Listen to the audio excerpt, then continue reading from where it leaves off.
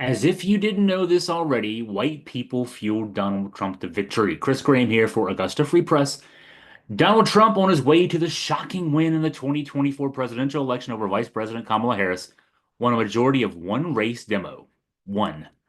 White voters went 55% to 43% in his direction. Now we're going to break that down here by subgroups.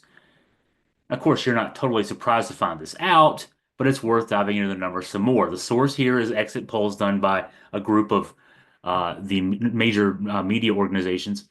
Now let's look first at gender. White men voted 59% to 39% for Trump. That's 34% of the electorate there, by the way. 59% to 39% for Trump. 20-point victory among white men.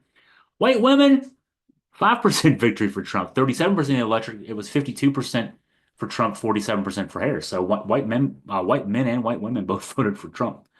Um, there was much wailing and gnashing of the teeth about black voters. You might remember the last few weeks. Oh my gosh, black men, black voters in general are going to Trump.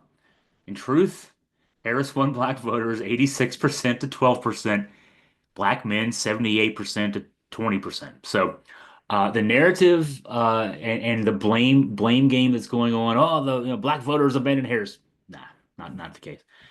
The media wanted to make this about black voters and particularly black men when it was never about them. I wonder why that might be the case.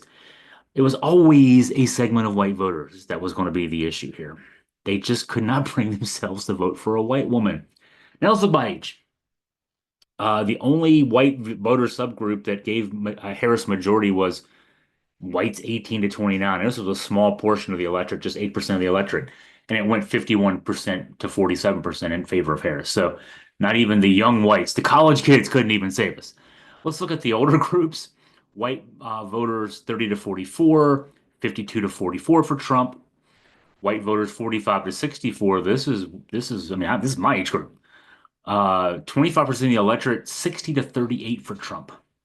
65 plus is a little closer, 55 to 44. That's the group that I just assumed was going to be, much bigger for Trump, but it was 45 to 64. I wonder what maybe gets them thinking about Donald Trump. Maybe it's their taxes. They think that they're going to get lower taxes out of this guy. Okay. Good luck with that. By education status now, white men with no college degree, 18% of the electorate here, 68 to 30 for Trump. White women, no college degree, 20% of the electorate, 62-37 for Trump. Now, I will caution, do not pat yourselves on the back, white college degree holders. White college grads, let's see, the white college grad women, 59-39 for Trump.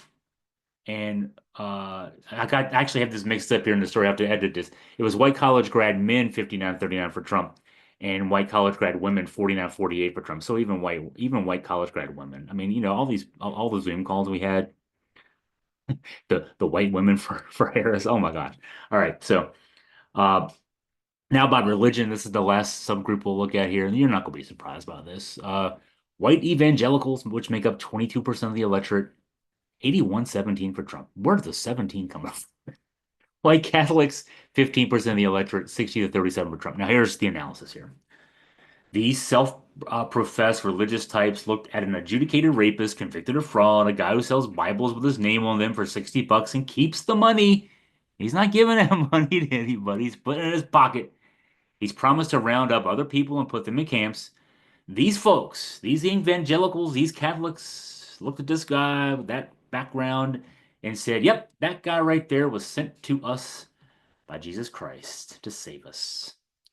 Somebody's got to say it, white people. You suck. For Augusta Free Press, I'm Chris Graham.